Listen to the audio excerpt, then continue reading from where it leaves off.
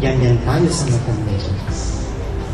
Ano man ang pinagdaraanan sa Diyos, yun pa rin ang value natin.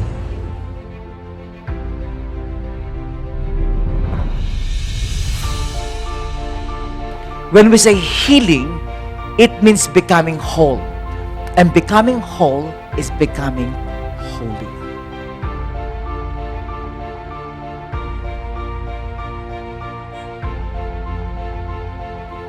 Doing what is righteous, ginagawa mo, lalo kang lumalapit sa pamilya mo, at lalo kang lumalapit sa Diyos.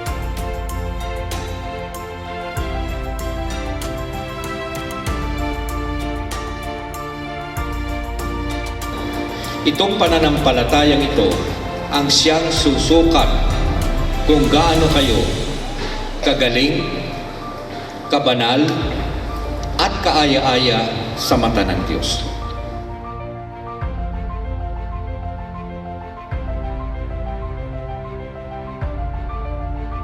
And when they saw Jesus, the grace of God, they shouted, "Jesus, Son of David, have mercy on us."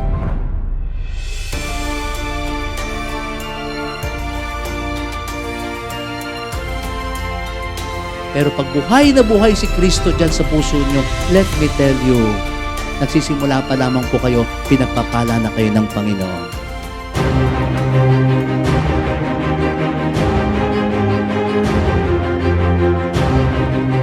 Taong 2012 po, nang sinagot ni Lord yung matagal na po namin na ipinagdarasal na biyayaan po kami ng anak. Ito po ay sa loob ng 6 na taon po namin pagsasama bilang mag-asawa. June 2012 po, kung saan sa gitna ng aking ikalimang buwan ng aking pagbubuntis, 23 weeks ay nag-bleed po ako at isinugod sa hospital. 5 buwan lang yung bata that time. So, sabi ng mga doktor, hindi pa daw po possible na mabuhay yung anak namin. Kailangan niyang i-abort. Isang napakalaki pong desisyon na kailangan namin gawin na mag-asawa, pero nanalig pa rin po kami sa Panginoon kung kaya't pinaglaban po namin ang anak po namin. Noong June 9, 2012 po ay ipinanganak ko ang aking baby na si Aliana Zoe. Hindi po naging madali para sa amin, lalo-lalo na sa aming anak. Marami siyang mga aparato na nakakabit sa kanya. Sabi nga nila, lahat na pwedeng maging problema ng isang premature ay pinackage niya na po ata. So, malaki namin pasasalamat namin kay Father Troy at nagkaroon siya ng pagkakataon para i-bless yung anak namin that time. At sa awa po ng Poong May Kapal, kinaumagahan po after nung bless ni Father Troy ay unti-unti po gumanda yung condition ng kanyang katawan. Noong time na dumating po yung Mission Pilipino dito sa Abu Dhabi, sa Mission Pilipino po na iyan, binigyan niya kami ng panibagong lakas at inspirasyon na isuko pong lahat na nararamdaman namin. Sabi nga ni Father Arlo na kung tayo ay mananalangin, kailangan Lord, thy will be done.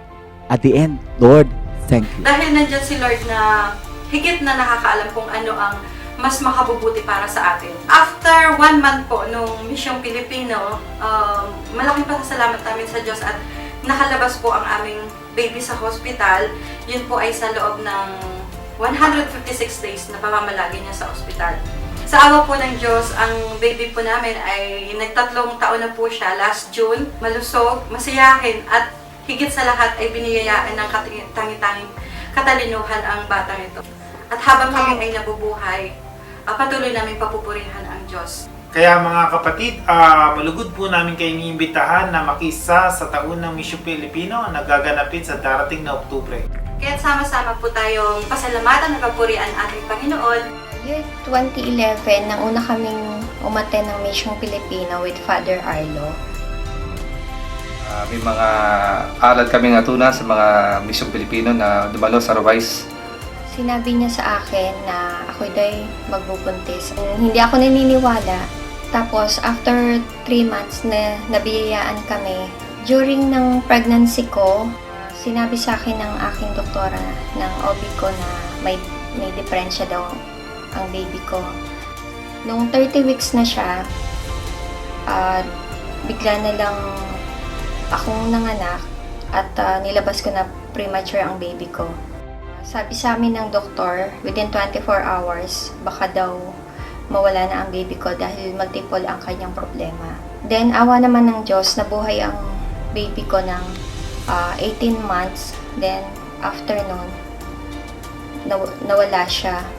Ang natutunan ko kay Father Arlo ay yung paniningil, komenta yung magandang nagawa, pwede maningil sa Panginoon. Malaki ang naitulong sa amin ng Mission Pilipino dahil nung panahon na yon na problemado kami sa kondisyon ng aking anak. Eto pa rin kami kahit kinuha niya, lalong tumibay ang pananampalataya namin sa Diyos dahil sa mga natutunan, sa mga teaching na nakuha namin. Ang Misyong Pilipino ay biyaya ng Diyos para sa ating lahat. Kaya tayo makibahagi sa Misyong Pilipino 2015. Ako po si Father Arlo Yap, SVD. Sa araw-araw ng ating buhay, sa araw-araw na ginawa ng ating Panginoon Diyos, napakarami mong pinagkakabalahan. Una, ang iyong pamilya. Pangalawa, ang iyong mga trabaho. At kuminsan, ang pangatlo, ang iyong mga kaibigan. Sa mga pang-araw-araw na pinagkakabalahang ito, dumadating sa iyo ang pagsubok. Dumadating sa iyo ang mga problema sa buhay. Kuminsan nangangailangan ng mga kasagutan sa mga tanong. Ang ating Philippine Mission ay naglalayong bigyan ka ng kaliwanagan. Bigyan ka ng mga pag-iisip na sana maging maganda ang iyong desisyon ay yung mapapapasya sa mga problema sa buhay.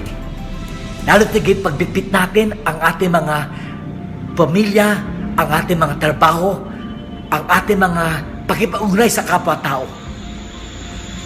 Ang ating Philippine Mission ay naglalayong bigyan ng lakas loob kayong lahat na nabibigatan. Kayong lahat na gusto na sumuko. Ang ating Philippine Mission ngayong taong ito ay pinamagatang sapat at lubos ang biyaya ng Diyos. Gusto nating paratingin sa iyo, kapatid. Sapat at lubos ang biyaya ng Diyos sa iyo sa gitna ng mga problema at sa gitna rin ng mga kabutihan, sa gitna ng mga katuwang sa buhay. Mayroong biyaya ang Diyos. Ito'y sapat at lubos para sa iyo. Dumalo ka, kapatid. Baka yung biyaya ng Diyos ay maramdaman mo. Dumalo ka sapagkat ito'y naglalayon para sa iyo. Dumalo ka, 10 na mga libo-libo mga kababayan natin naghahangad ng kaliwanagan, naghahangad ng kalakasan ng buhay, naghahanap na matinding pananampalataya sa Diyos, matinding pagpapala ng Diyos. Dumalo ka sapagkat ang Diyos hindi kanya pababayaan, sapagkat sapat at lubos ang biyaya ng Diyos sa iyo, kabayan. Magandang araw po sa inyo lahat.